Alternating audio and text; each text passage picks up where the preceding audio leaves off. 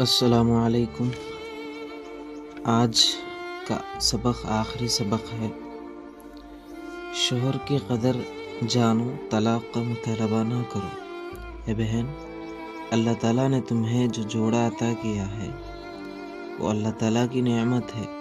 شوہر کی شکل میں اللہ تعالیٰ نے تمہیں ایک سرپرست، ایک کفیل، ایک نگہبان، ایک سایہ، ایک آسرا، ایک رفیق اور ہمدرد اور غمخسار، ایک انیس اور مہربان، ایک ہم سفر اور ہمدرد عطا کیا ہے۔ تم جہاں تک ہو سکے اس ہمدم کو آخری دم تک ساتھ رکھنے کی کوشش کرو۔ بے عقلی یا نادانی کی وجہ سے اپنے شوہر سے کسی وقتی ناموافقت کی وجہ سے طلاق کا مطالبہ نہ کرنا۔ اگر تم ایسا کرتی ہو تو یاد رکھو تم اللہ تعالیٰ کی اس نعمت کو ٹھکرا رہی ہو۔ حضور صلی اللہ علیہ وسلم نے ارشاد فرمایا، ایما امرأۃ سألت زوجها طلاقا من غیر بأس فحرام علیہا رائحۃ الجنہ۔ ابو داؤد ترمذی کی حدیث ہے، جو کوئی عورت اپنے شوہر سے بغیر کسی خاص وجہ کے طلاق کا مطالبہ کرے، پس ایسی عورت پر جنت کی خوشبو بھی حرام ہے۔ اپنے شوہر کو سودخور نہ بناؤ۔ اے بہن، اپنے شوہر سے زیور، لباس یا دیگر ضروریات کا مطالبہ کرنے سے پہلے اس بات پر بھی غور کر لو کہ کیا شوہر اس وقت میں کیا تمہیں یہ چیزیں دلائے اور تمہاری اس ضرورت کو پوری کرے۔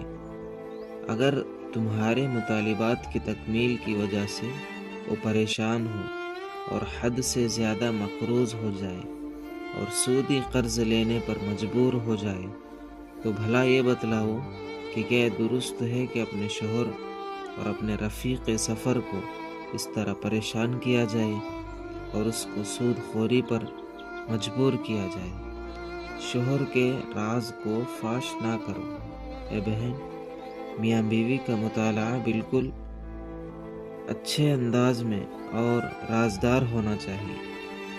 شوہر بہت سی راز کی ایسی باتیں اپنی بیوی سے کہہ دیتا ہے جو وہ کسی اور سے نہیں کہہ سکتا۔ بعض مرتبہ وہ اپنی بیوی پر حد سے زیادہ اعتماد کر بیٹھتا ہے۔ اس کی وجہ سے راز کی جو باتیں اپنی بیوی کو بھی نہیں کہنی ہوتی ہے وہ باتیں بھی کہہ بیٹھتا ہے۔ ایسی صورت میں تم راز کی باتوں کو اپنے سینے میں دفن کر لو۔ یاد رکھو کہ دنیا کی اپنی سہیلیاں یا رشتہ داروں میں راز کی ان باتوں کا افشا نہ کرو۔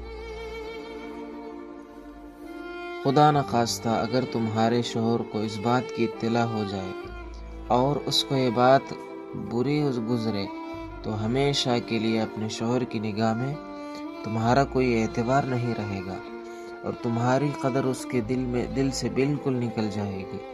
اس لیے ایسے امور میں بہت ہی زیادہ احتیاط کی ضرورت ہے۔ مزاج شناسی بھی فن ہے۔ اے بہن، تمہیں اپنے شوہر کے مزاج سے بھی واقف رہنا چاہیے۔ مزاج شناسی بھی ایک فن ہے۔ اگر تم ازدواجی زندگی میں اپنے شوہر کے مزاج کو ملحوظ رکھو گی اور اس کے مزاج کے مطابق حدود شرعی کی مخالفت کے بغیر زندگی بسر کرو گی تو اس سے شوہر کے دل میں تمہاری قیمت بڑھے گی۔ بعض ایسے کام بھی ہوتے ہیں جو بھلائی کے ہوتے ہیں، مگر اس کام کے کرنے کی شوہر سے اجازت لینی پڑتی ہے۔ مثلاً تمہیں نفل روزے رکھنے ہیں، ظاہر ہے کہ تم نیک کام کر رہی ہو، لیکن نفل روزوں کے لیے شوہر سے اجازت لینا شریعت میں مطلوب ہے۔ اسی طرح پڑوسن کے بارے میں اگر شوہر کی رائے ایسی ہے کہ پڑوسن کو اپنے گھر میں آنے نہ دو تو تمہیں چاہیے کہ تم اس کے حکم پر عمل کرو۔ یعین ممکن ہے کہ وہ اس پڑوسن کے آنے میں کوئی برائی دیکھتا ہو اور اس سے کوئی خرابی کے وجود کا امکان اسے نظر آتا ہو۔ یہی وجہ ہے کہ حضور اکرم صلی اللہ علیہ وسلم نے فرمایا، بخاری کی حدیث ہے، لا يحل للمرأة ان تصوم وزوجها شاہد الا بإذنه ولا تأذن في بيته الا بإذنه۔ کسی عورت کے لیے درست نہیں کہ وہ نفل روزہ رکھے جبکہ اس کا شوہر حاضر ہو اور وہ عورت اس سے اجازت بھی نہ لے۔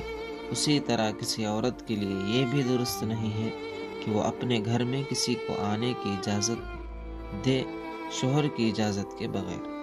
بعض عورتیں نامحرم مردوں کو جو پڑوس میں ہوتے ہیں یا قریب کے رشتہ داروں کو جو نامحرم ہوتے ہیں، شوہر کی اجازت کے بغیر اس کو اس کی عدم موجودگی میں اپنے گھر میں داخل ہونے کی اجازت دیتی ہے۔ ایسی صورتیں ہیں جن سے فتنے کا اندیشہ بھی ہے اور شوہر کے دل میں بدگمانی کے پیدا ہونے کا امکان بھی ہے۔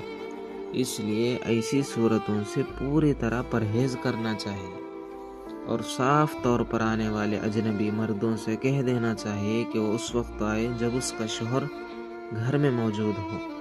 متقی شوہر کا انتخاب۔ اے بہن، زندگی کے ساتھی کے انتخاب کے سلسلے میں تمہارے اندر اتنی بصیرت تو ہونی چاہیے کہ تم نیک دیندار شوہر کا انتخاب کرو۔ بے نمازی، فاسق، فاجر، داڑھی موڑنے والا، مغربی تہذیب کے دلدار، سود خور اور جاہل رفیق سفر کے انتخاب کے بجائے دیندار، متقی اور دین کے احکامات سے واقف، حرام سے پرہیز کرنے والے اور اسلامی تہذیب میں زندگی بسر کرنے والے رفیق سفر کا انتخاب کرو۔ تو تم اتنا غور کرو کہ جو شخص اللہ تعالیٰ کی حقوق ادا کرنے میں کاہل ہو وہ تمہارے حقوق کیا ادا کرے گا؟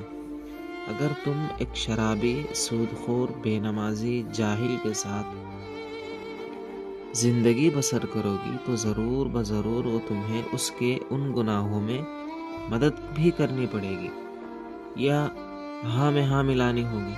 قرآن مجید تو تم سے ہی کہتا ہے کہ وَلَا تَعَاوَنُوا عَلَى الْإِثْمِ وَالْعُدْوَانِ، گناہ اور سرکشی کے کاموں میں مدد اور نصرت نہ کرو۔ سورہ مائدہ آیت نمبر 2 کی آیت ہے۔ شوہر کے انتخاب میں دین اور اخلاق کی اہمیت زیادہ ہے۔ حضور اکرم صلی اللہ علیہ وسلم نے فرمایا، اگر تمہارے پاس ایسا رشتہ آئے جس کے اخلاق اور دین سے تم خوش ہو تو پس تم اس سے نکاح کر دو۔ اگر ایسا نہ کرو گے تو زمین میں فتنہ اور بڑا بھاری فساد برپا ہوگا۔ ترمذی کی حدیث ہے۔ بس یہاں تک ہمارا جو اس مہینے کا نصاب تھا وہ ختم ہوا ہے۔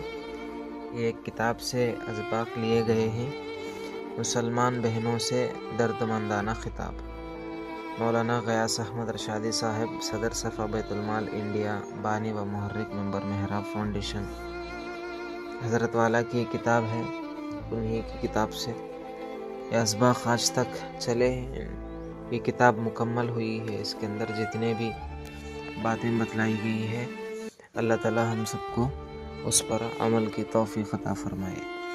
پہلے سلام کیا گیا ہے، اس کا جواب کامنٹ میں دے، اور آخر میں دعا کی گئی ہے، اس کا جواب بھی آمین کہہ کر کامنٹ میں بتلائے، تاکہ ہمیں بھی پتہ چلے کہ کتنے لوگ، تقریباً اس میں 100 لوگ جڑے ہوئے ہیں، کتنے سن رہے ہیں اس کا بھی اندازہ ہو جائے۔